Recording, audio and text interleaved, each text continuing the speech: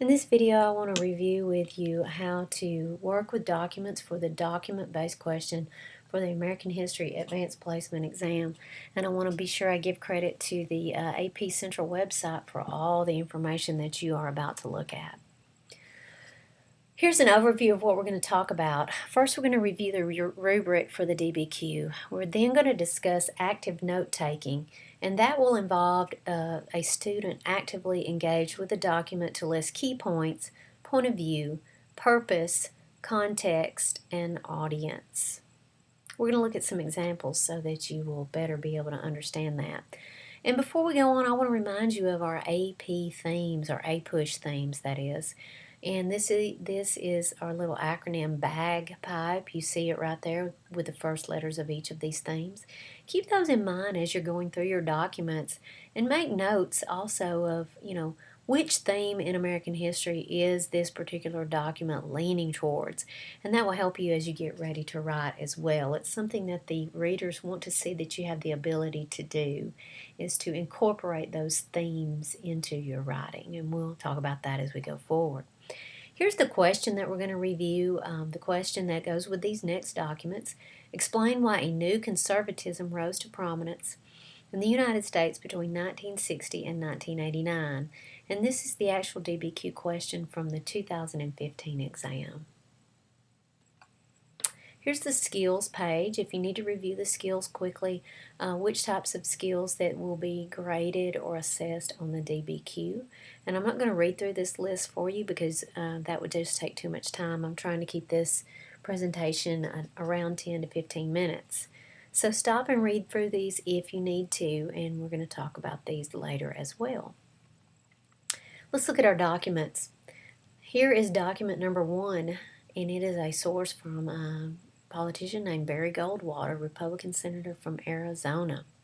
I like to tell my students, as you're reading, be sure that you pay attention to the author. Look at the date, look at the title, and that will give you information that will guide you toward exactly what this document's going to tell you about.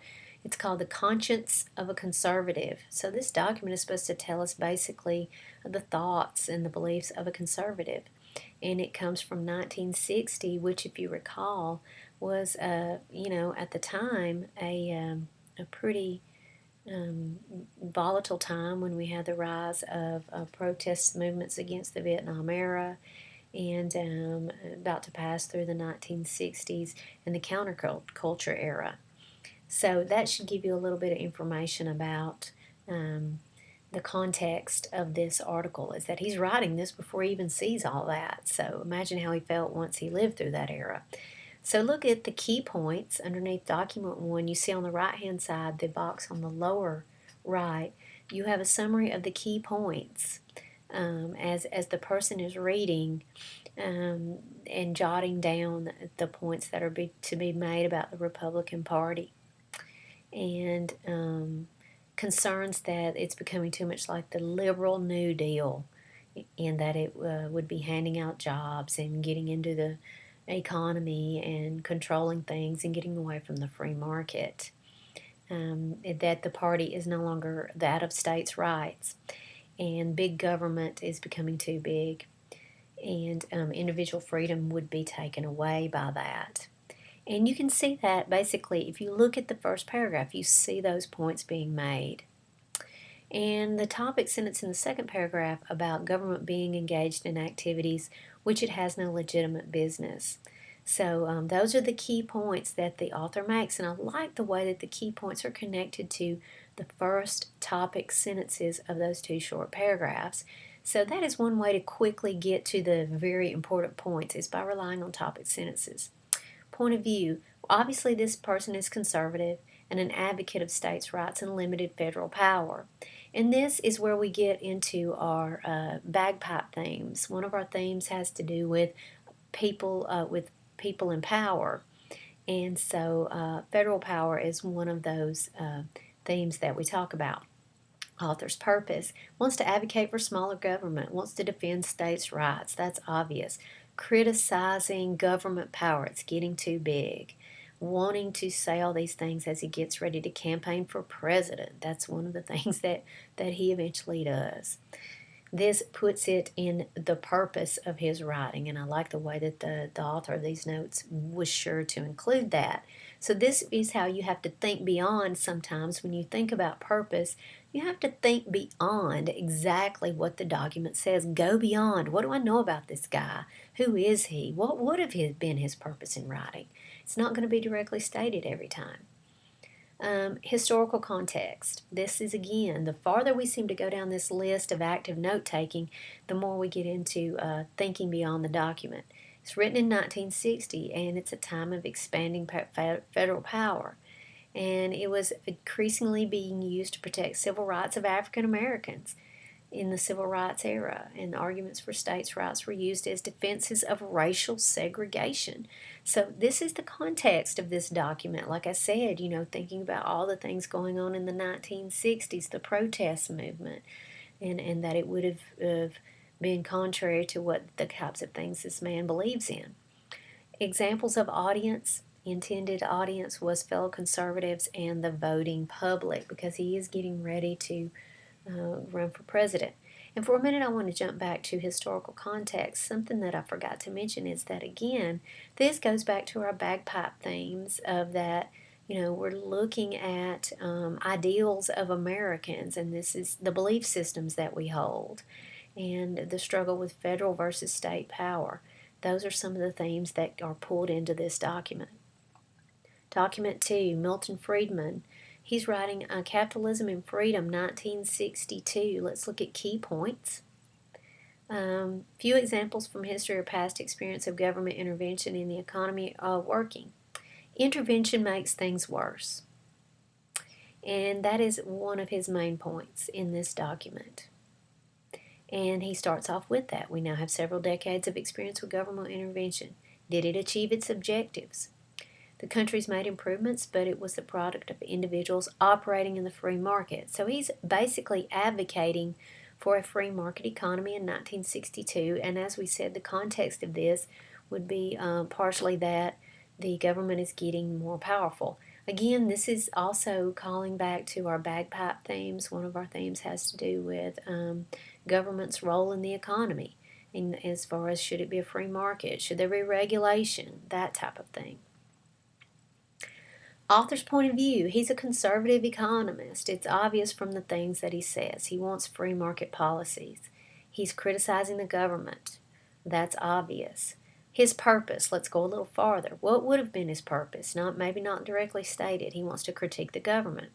He wants to advocate for free market-based economics. Obviously, that's what he appears to be doing, even though he may not be saying it very directly. Context. What's going on? Well, in this era of history, we've already talked about it. The government is becoming bigger. It is getting in everyone's business. It is regulating the economy. It's regulating the money supply, challenging the free market. It's written short after the New Deal political order, which established government interference. And some people are ready to let go of that. They don't think it's a good idea. The audience would have been fellow conservatives, economists, and the reading public. Document 3, Nelson Rockefeller, a letter to him from the Republican governor of New York, February. This is 1971, so we've made it through the 1960s. This is a letter to Mr. Rockefeller, and the key points that there's a lot of discrimination going on, and individuals who live by the rules receive nothing from the rules. Interesting statement at the very end. Sorry, this letter's not typed. My typewriter was stolen. Basically, this person wants some law and order, for goodness sakes, to keep her typewriter. Point of view. Author claims to be a law-abiding female widow. She's afraid to leave her house. She blames drug addicts and welfare cheats for urban problems and crime. Adopts the language of being discriminated against to describe her position. So she is very upset at the government's policies toward welfare, and she's speaking out, asking for help. Her purpose. Request government assistance against danger to keep people safe, and against the liberal policies that favor lawbreakers, attack the perceived failure of the liberal state. Historical context. Again, we've talked about this before. We have some urban unrest of the late 1960s, the civil rights eras, the protests, changes in the inner cities as people move out of the cities. African Americans move into the cities, into formerly all white neighborhoods. Politicians want more law and order. Crime is accelerating in the 60s and 70s due to some of the issues with the economy. And the audience. This letter is addressed to New York Governor Nelson Rockefeller. He's a liberal Republican, and other political leaders who may be able to help. So again, this document takes us forward to 1971. It shows us basically the other side of things in the sense that it gives us a regular citizen's point of view. And it reaches out to ask for basically a more conservative America and changes in those beliefs and ideals in our themes. Document 4, Jerry Falwell, television evangelist and founder of the Moral Majority. This is from Listen America, 1980. And so this is a document in which Mr. Falwell comes out and basically speaks his mind about the fact of morality is going away because of the education system, television, the way that children are being brought up. And so here's his key points. There's dangerous trends. Morals are going away. The Bible is taught like a book of literature. He says that in his speech. Individuals believe they're owed something from the government, and this is criticism directly of the welfare system. The author's point of view. He is a evangelist, so you would think he would be a greatly religious man, and he would be motivated by religion, and that one of the ways to basically make things better would be to reinstate traditional Christian morality. His purpose, going beyond the document a little bit, to critique the moral standing of the United States and to criticize the way that traditional values have been stepped upon and new technology and modern values are replacing those old values, and to motivate political action by the Christian right. And if you lived in this era like I did, you probably remember some of the attempts to put ratings on music, to attempt to stop young people from buying certain music, and to the censorship that went on with music on the radio. And that would have been a part and parcel of this particular movement to make young people have better morals. Historical context, and as I was just talking a little bit about that, this is during a time when evangelicals have broke from Jimmy Carter. He was Many people supported him in 1976. They saw him as a Washington outsider, as someone who was not corrupted by politics. And also, this is a reaction to counterculture, pop culture, and mass media. An audience would be people like him, conservative Christians and evangelicals, and even the general public. So be sure that you're also thinking about your bagpipe themes. We can see the issues of morality. We can see the influence of religion here. We can see influence of ideas, ideals, and ideology. Document 5, Republican Party Platform 1980. And this is the key points you can see there. We're going to keep America strong.